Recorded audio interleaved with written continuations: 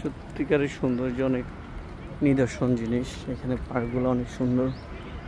যেমন আসলে কলকাতা অনেক পুরাতন শহর, তো সেই হিসেবে এটা নতুন টাউন, নিউ টাউন বলা হয়। তো এটা অনেক সুন্দর করছে, যেটা হলো দেখার মতন আর কি।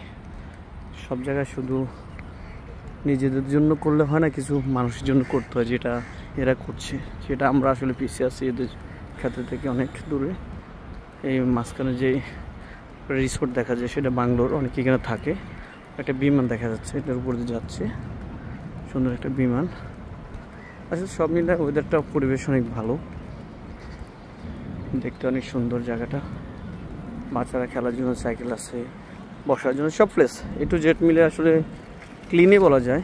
শহরটা অনেক সুন্দর, পরিবেশ অনেক ভালো দেখছি।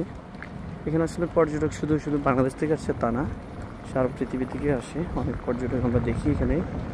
যেমন অনেক সৌন্দর্য, এই গাড়িগুলো দিয়ে ঘোরা যায়, 30 টাকা পার জন। ট্রেন আছে এখানে, পুরো চত্বরটা ঘুরে দেখানোর জন্য ট্রেন আছে, 150 টাকা নেয়, ইন্ডিয়ান রুপি 150 টাকা। আসলে সৌন্দর্য শুধু কি বলবো, আমরা হতভাগ্য জাতি, আসলে সেটা বলা ঠিক না। আমাদের ভাগ্যই খারাপ, যেটা আমাদের বিশ্বের অনেক দেশ আছে, আল্লাহ হয়তো কয়েকটা দেশে ঘোরার তৌফিক দিচ্ছে, তো সেই হিসাবে আসলে দেখা যায় অনেক সুন্দর পরিবেশগুলো। ঠিক আছে, ভালো থাকবেন। আজকে এতটুকুই। আল্লাহ হাফেজ, আসসালামু আলাইকুম।